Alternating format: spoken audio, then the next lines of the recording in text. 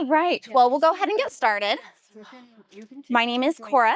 I run the YouTube channel, A Pinch of Patience, where I share a lot about just old-fashioned arts and skills, a lot of A Pinch of Patience. There will be an end screen with my contact info that you can get later at the very end.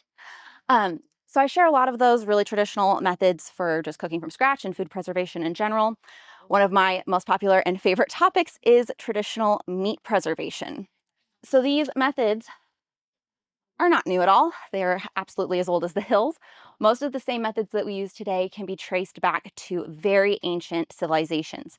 And they have evolved, and of course we have regional traditions in Spain and Switzerland, Italy. A lot of these traditions have really evolved and become very regionally specific, and we have beautiful things like Serrano hams and salamis and things that we're still familiar with today, even though these techniques are not really mainstream in home kitchens any longer. But food preservation has always been a really necessary skill that has somewhat been forgotten with modern convenience. With the advent of refrigeration, a lot of people have just really gotten away from these more old-fashioned preservation techniques. And though canning is still really popular, freeze drying and freezing is so prevalent that we often forget about things like salt and fat as preservation methods that will work regardless of if you have power or not.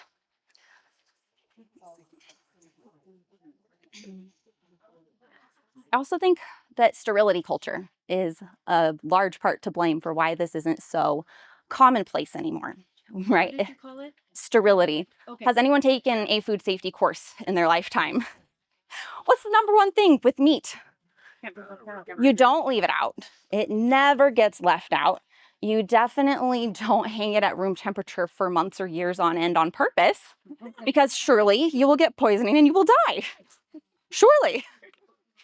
So this is very, very counterculture. Our whole modern food industry is prepackaged, it's plastic, it's sterile and safe. And a lot of that I also think stems from our modern harvesting practices. Our large-scale meat processing is not clean. And so we're compensating for that by bleaching, using chlorine rinses on the meat itself, and then putting it into airtight packaging and refrigerating and freezing to try to prevent that spoilage that we are causing with inconsiderate handling practices from the very beginning. But this kind of abundance is still absolutely attainable, and it's actually really simple. It's not that scary. You don't need anything really fancy. You don't even need nitrate or nitrite like is so commonly touted today. And so I'm going to talk to you guys a little bit about how you can start doing this at home. These are the 4 methods that I use really regularly. The absolute easiest place to start is whole muscle dry curing. There is virtually 0 chance of botulism with whole muscle curing, because the muscle itself is sterile inside. You're not slicing into it. There's no way you're introducing bacteria or anything else. It's a perfectly clean environment. And so all you're doing is adding salt to the outside and drawing moisture away. You're not introducing any pathogens or anything into that already perfect packaging. So it's very simple, very low risk, entry-level cure. Then there's brining, which is also very simple if you're using whole muscles, very low risk, but a little bit of math. You have to get the weights kind of right, or you can end up too salty.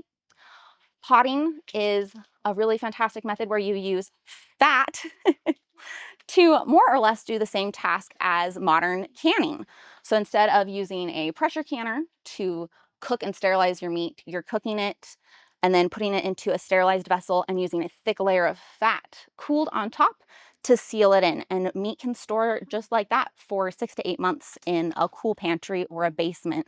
And then it's pre-cooked, it's ready to go. It's the most convenient and delicious. You can spread it on toast or add it to a pot of hash browns, and it's just the absolute most convenient preservation method. Sausage making is when you get into some technical skills and also a little bit more of that food safety risk. You do need to be very mindful when you're getting into making sausages, because you are grinding meat first. You can introduce bacteria such as botulism or anything else. And then you're stuffing it into a casing, which is putting it into an anaerobic environment, which is when bacteria like botulism actually become a problem, is when they are when the oxygen is removed from them. So sausage making is a little bit more technical. It is something that I say save for later. Should not be your first foray into traditional meat preservation. So what do you need to get started? You need meat. And I mentioned a little bit about good handling practices. You want to source meat well for this to be really successful. You don't want to get discount bin Walmart meat that's 2 days away from expiring, because this won't work very well on that. You need some salt, you need an appropriate environment, and you need some time, some patience and time. Fresh or frozen meat will work for this method as long as it has been appropriately handled. If you're harvesting your own animals, even better. It's so simple to, while you're in the middle of processing, go ahead and set cuts aside specifically to go ahead and salt right away. They don't have to get wrapped at all. It saves you some paper and some elbow grease there. Also, when you are selecting an animal, try to think about what has been fed. If you are getting an animal that's been fed a lot of corn and soy, the fat composition is actually totally different, and it's much more likely to go rancid and be soft and schmeary. So that's something to consider if you want to have really nice quality fat in your preserved foods. It's not absolutely essential. Like, it'll still cure, it'll still be safe to eat, but you will notice a big difference in the fat quality, actually. And then grass-fed is excellent. It cures really beautifully. It's a lot firmer, and it tends to last better. It's not going to be the end of the world if you have like a soy-fed pig, but you will notice a noticeable stark contrast between the fats. It's interesting.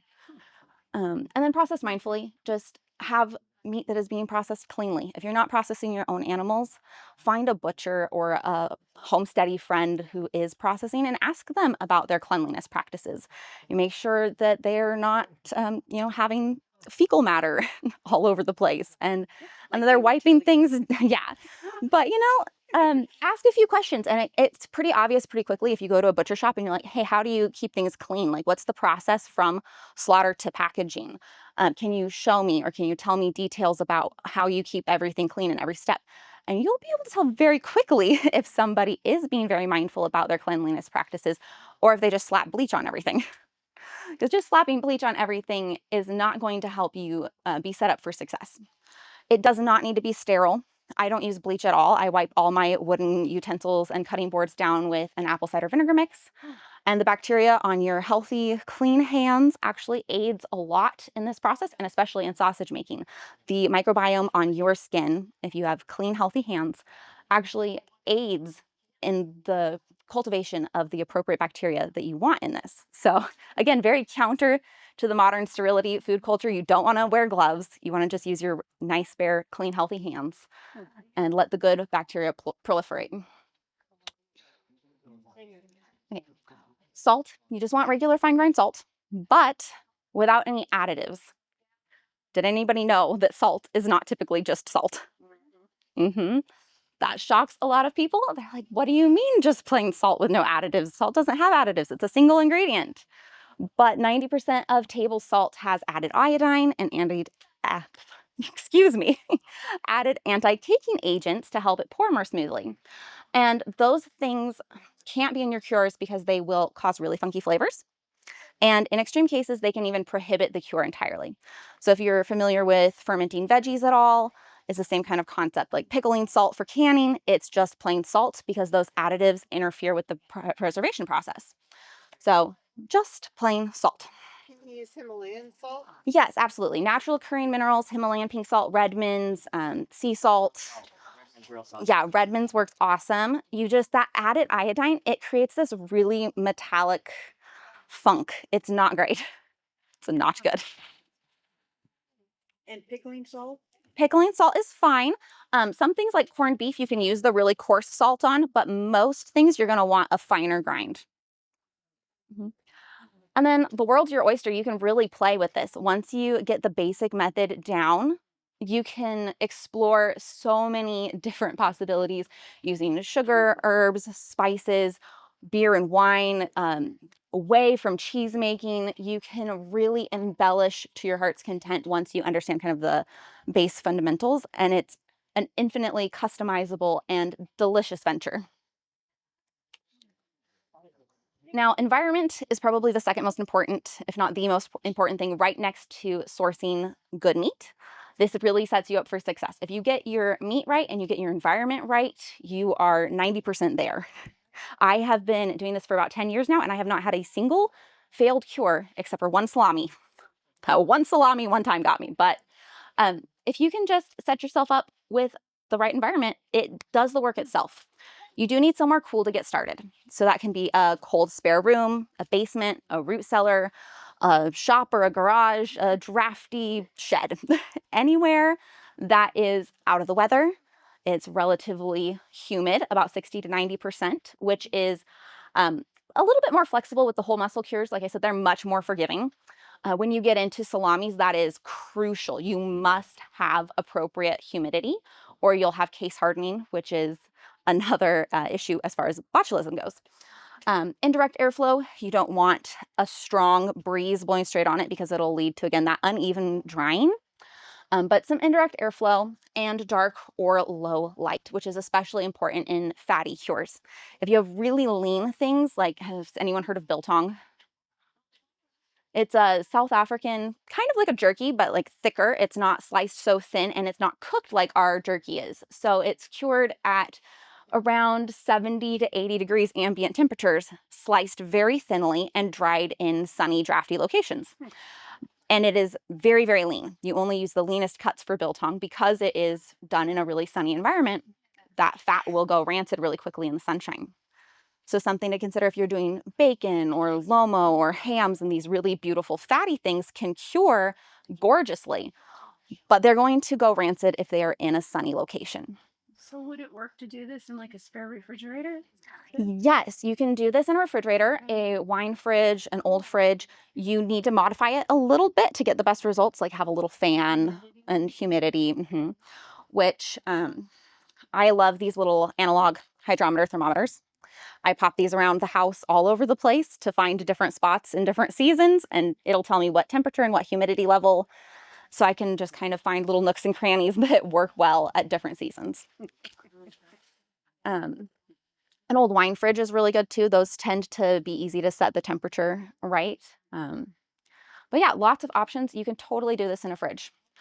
And then if you're going to do it really old school without a refrigerator, you have to kind of go seasonally. So traditionally, you would do this in the late fall or the winter, which is when you're kind of harvesting your livestock anyway, because you don't want to feed all of them through the winter. So they're going to instead fill your pantry and feed you through the winter. So that kind of naturally sets you up for the right conditions anyway. It's typically a little bit more humid and it's typically cool and there's not flies around and it just kind of naturally flows. There's a symbiosis there. And then time. Of course, this is a practice that takes a little bit of patience. Usually you're shooting for about 30% weight loss before you can consume these uncooked. Now, technically you could start eating them at any time, a day after you salt them, doesn't matter, but you do need to cook them. It is the general consensus that at about 30% weight loss, it is enough moisture loss that there's no longer any concern with like parasites or bacteria. It should be low enough moisture that all of those things are inert and it's safe to eat.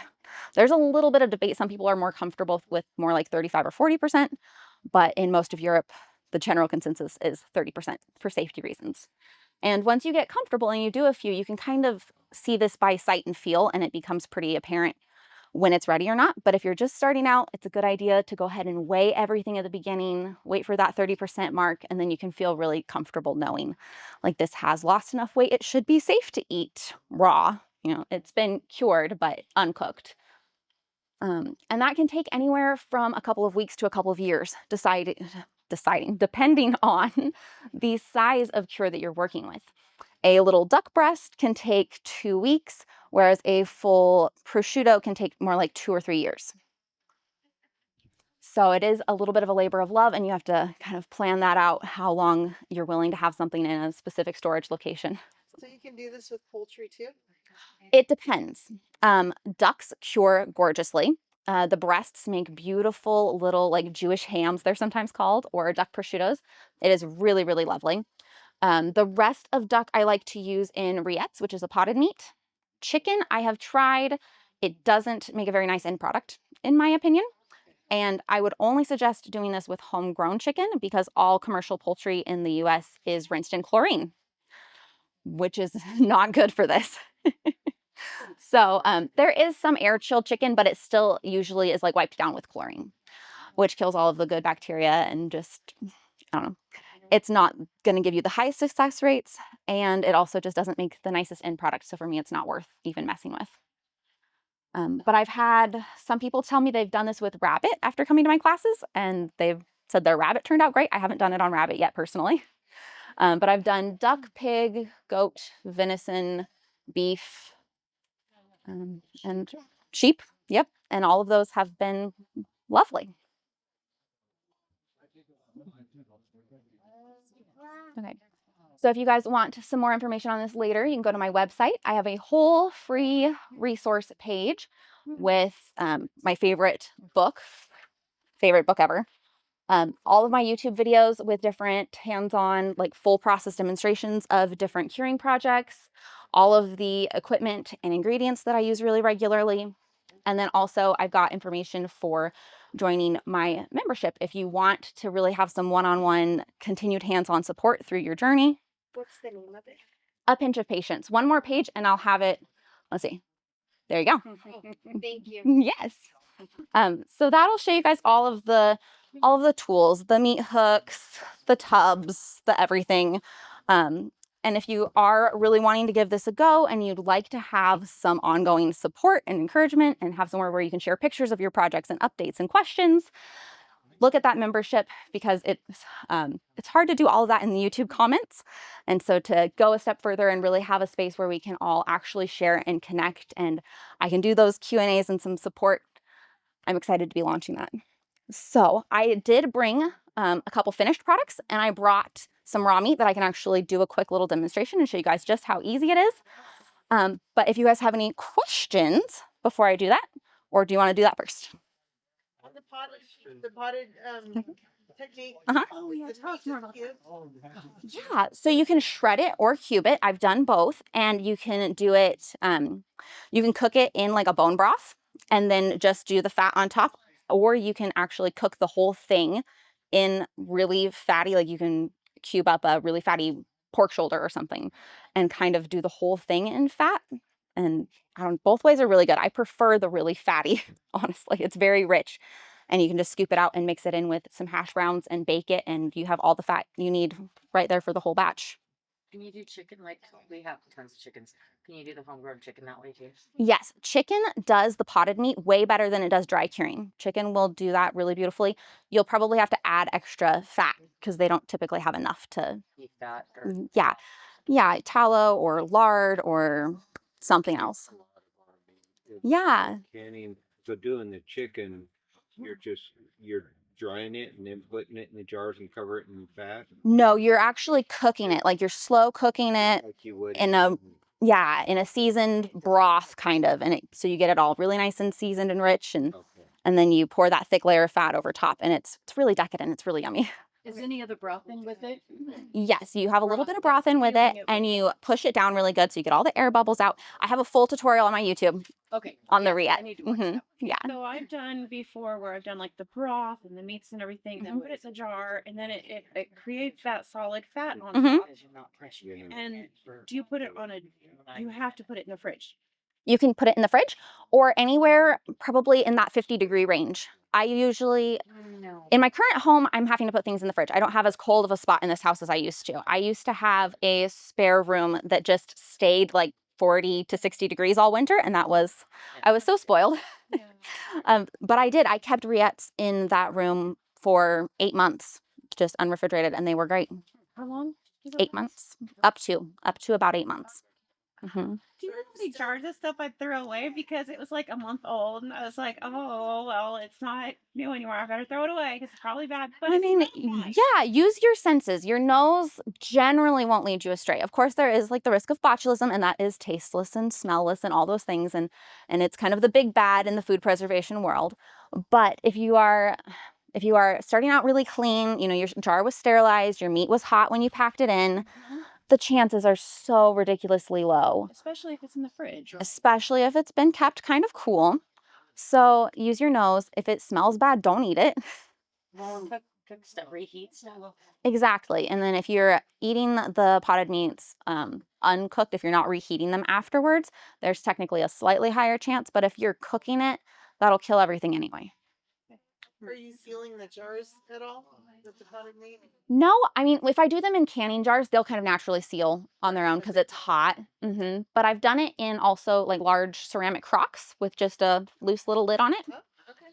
and that works well too. You had a question at one point.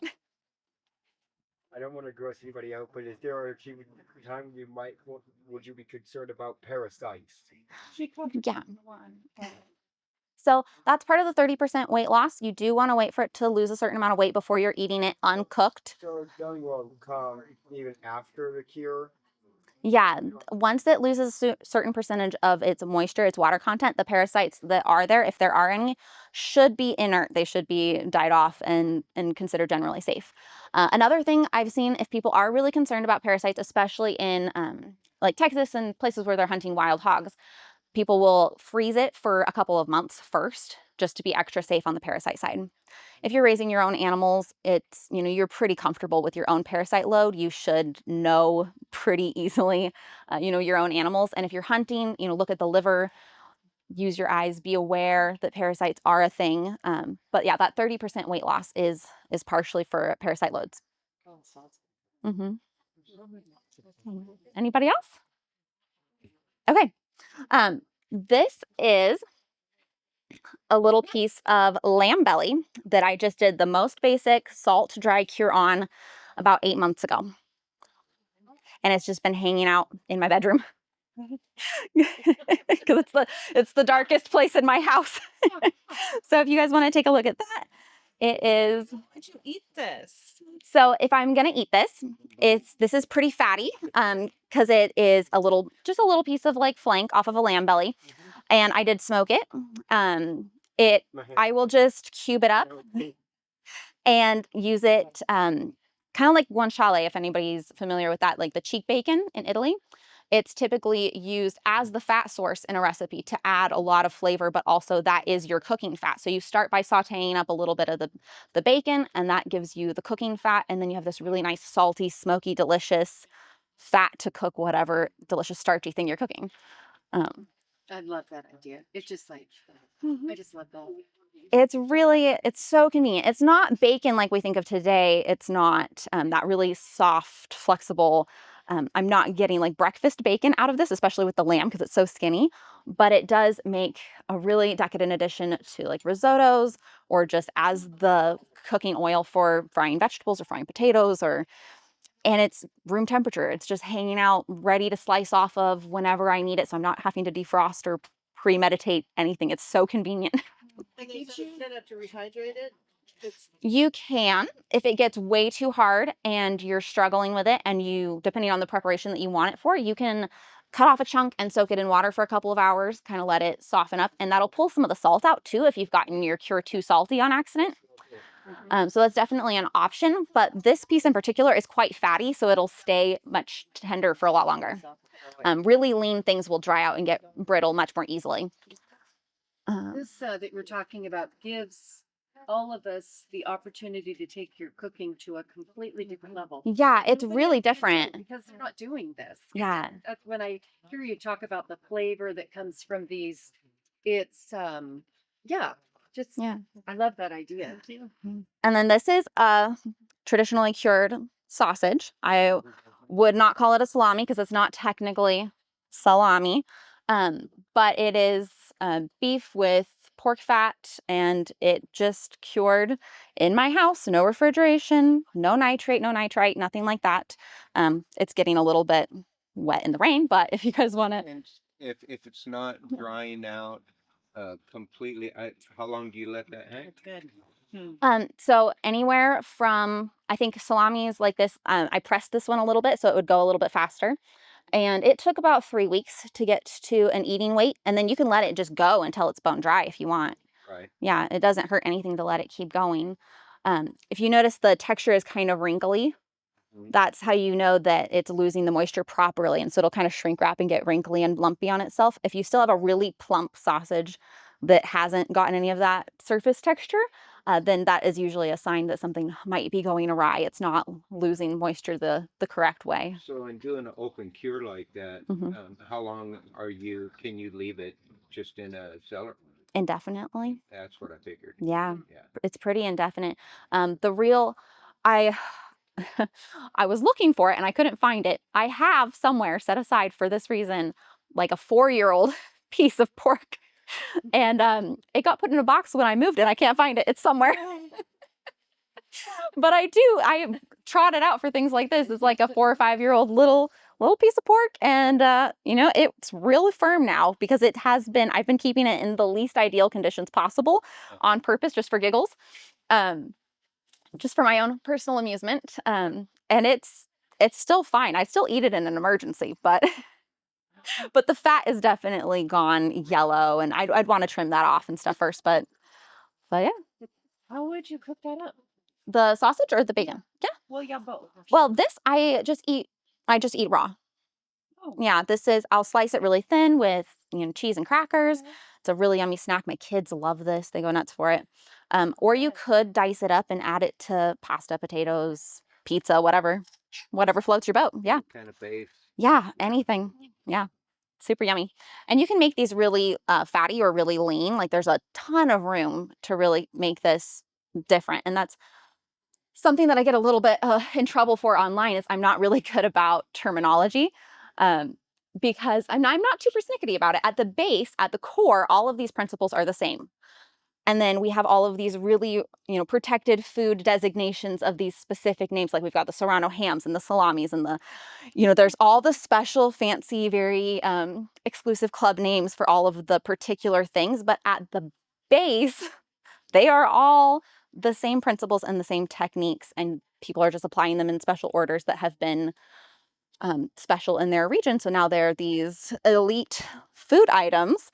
But really, sausages are sausages and cured hams are cured hams, and you can put your own spin on them and they'll be your own lovely creations.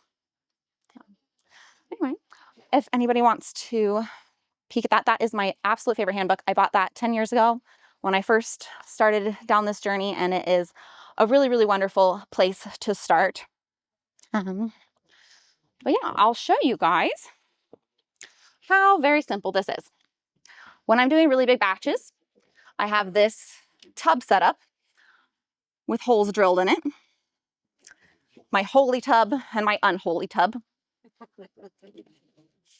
And this lets me be a little bit more hands-off. And if I'm doing something like processing a deer or a lamb or whatever, I can stack this full of cuts of meat that have been salted, set this whole thing in my cool location, and the fluid that's pulled out with that salt will drain into the bottom tub, and I can just be a little bit more hands-off. I'm not having to go and try to mess with it and drain it off every day. So that's great if you're going to be doing bigger batches of things.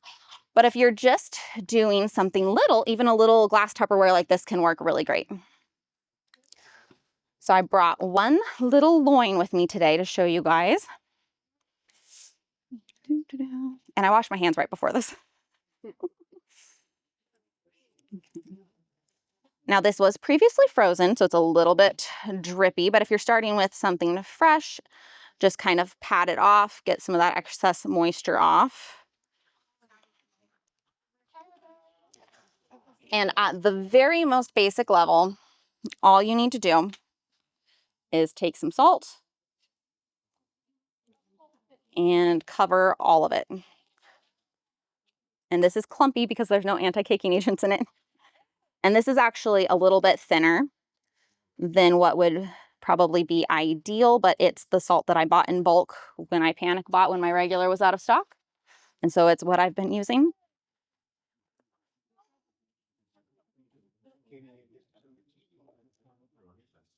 So you just cover every side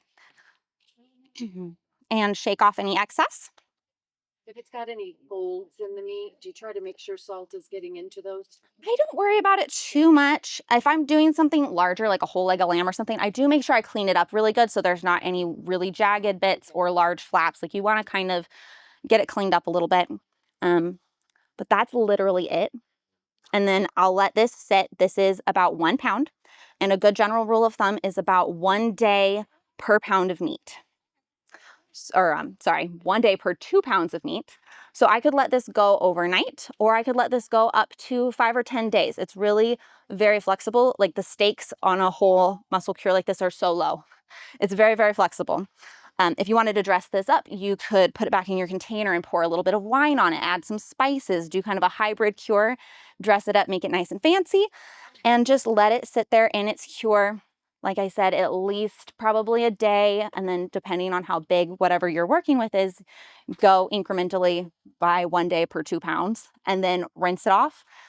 You can stab it with a little meat hook like this, or you can truss it up with some butcher's twine and hang it in your appropriate environment until it loses that 30% of weight. And that's the whole shebang. Then you're ready to go. Oh my God. Larger things, like if you're doing a whole leg of lamb or something, you'd want to do this multiple times. But if you're doing, you could also do an equilibrium cure. Like, is anyone familiar with country hams, like the southern country hams?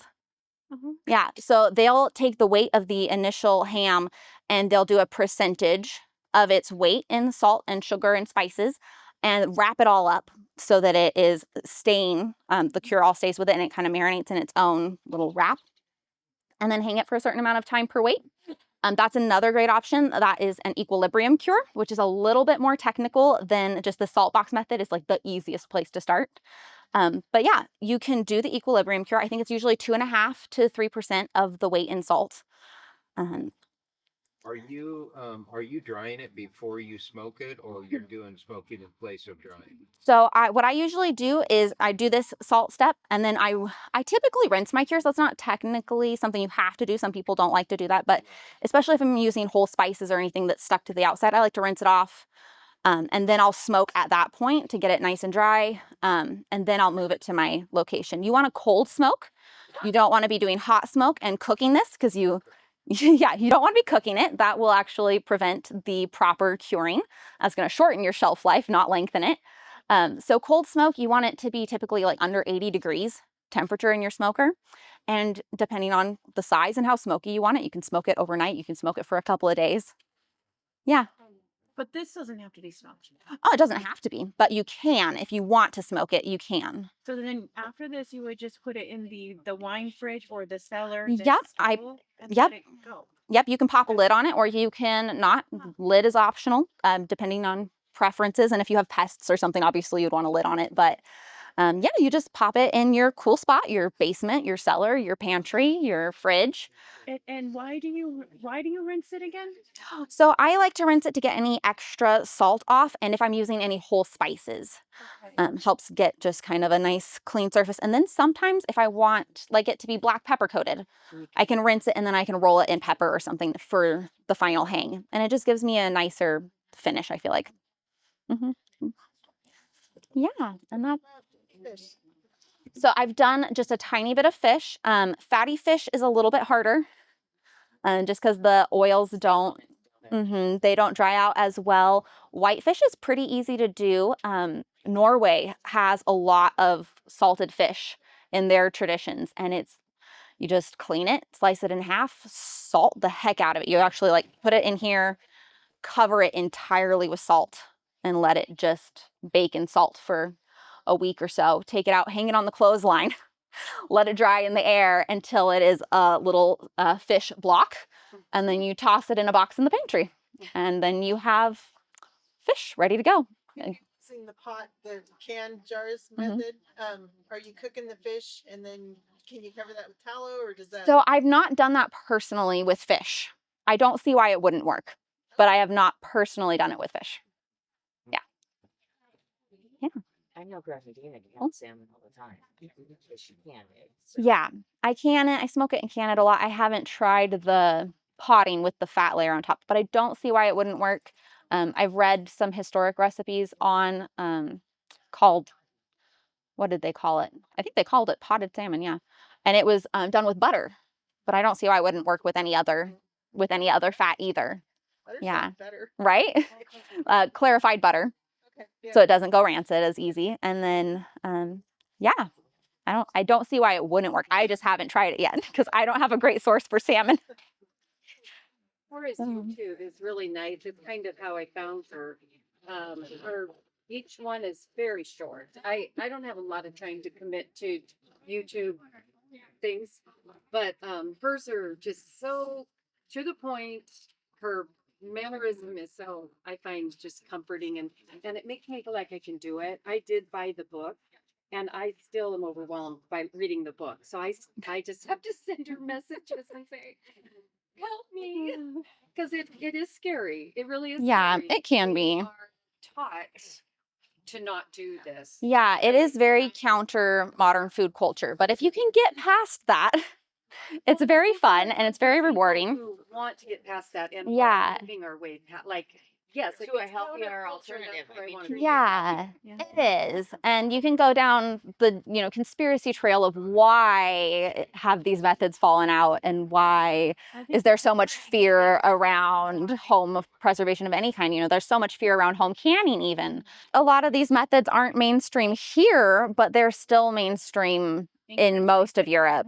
Yes. I mean, Romania, Switzerland, Germany, so many, old grandmas are doing this in their attics and it's just normal. They wouldn't even think that it would be unsafe because it's just been passed down and it's so normal. Yeah, that's where I was introduced to this actually. I've got family friends in Switzerland and Germany, and I was fortunate enough to stay with them about 10 years ago and met a local older lady in Switzerland who invited me over to talk about knitting of all things. She's like, you knit, come over, I'll feed you. And she fed me the most beautiful homemade charcuterie. And so we went on this whole adventure of, she took me up to her attic and showed me the whole pig that was salted in the attic. Wow. And the basement and the things that were in the basement. Wow. And it started a love affair. I came home and I started studying and learned all the things and jumped in. So yeah, it's really cool. Yeah, I'm so glad I'm able to share because it started a love affair and I'm fully committed to it now. My kids are growing up with meat hanging from the ceiling thinking it's totally normal. Going over to your friends, why don't you have me hang? Yeah, where's your sausage? Why isn't it in the living room? I don't know. Where do other people keep their snacks? We're bringing normal back. Yeah, definitely. She's actually been asked to speak at a pretty big homesteading conference in Kentucky. Illinois. I'm heading to Illinois in June. And Joel Salatin. Thank you. And Cora is part of the lineup. Congratulations. Yeah, thank you. Thank you guys. You were awesome. Are there any more questions or is that a wrap? You mentioned having on your website a list of like the hydrometer. Yes. I know with me just trying to start exploring this, I'm not sure where to begin if I'm looking for is it pigskin casing and which I do Yeah. them off Amazon. But it's nice to know if somebody has already done that work for me. Do you have links? I do. Yeah. Source That resource page. piece of meat is wrapped in this cotton twine on your screen. Yeah. So right here, if you go to the website, Okay. resources, meat curing, and then scroll down, there's a whole resources document. It's got links to the videos. It's got shopping links to all kinds of different equipment and ingredients that I personally use. So that is a really good resource if you're looking for links and things that I actually use. Are another thing. Yeah. What's the difference if I'm potting it? Mhm. You gotta cook it first. Yes, it is pre-cooked. It's And gotta be what's the advantage then of cooking it that way versus just canning it? You don't have to have a canner. It's just it's the precursor to canning, but it's a really similar product. So if you already are canning and you really like the way you're canning, maybe it's not your favorite thing, but it is just kind of a fun, different method to have in your back pocket. Or if you're like me and you make up a big batch and one of the kids shoves it to the back of the fridge and you don't find it for a month, if it's got the grease on top, it's still good. You don't have to throw it out. Yep, you want a pretty good, half-inch or inch grease cap on top to really seal it in good. But I do the same thing for bone broth. I'll have a nice thick layer of fat on top and I'll leave it in the fridge for a couple of months easily without canning it. So that's nice. I'm not always having to can big batches and then, you're not supposed to can it with the fat on it anyway. So easy peasy. I don't have to skim the fat. That's good to know because the fat, you can make soap out of it. Yeah. Take it off and make soap with it. Yep. I do it all the time. Yeah, But I it just works didn't great. realize that I couldn't let it go for so long. Mm-hmm. That's exciting. Yeah, I mean, just use your nose and it's usually pretty apparent if it's gone off. Yeah. Okay. Cool. Thank you Awesome. Yeah. very much. Thank you guys. That was fun. This was fun. This was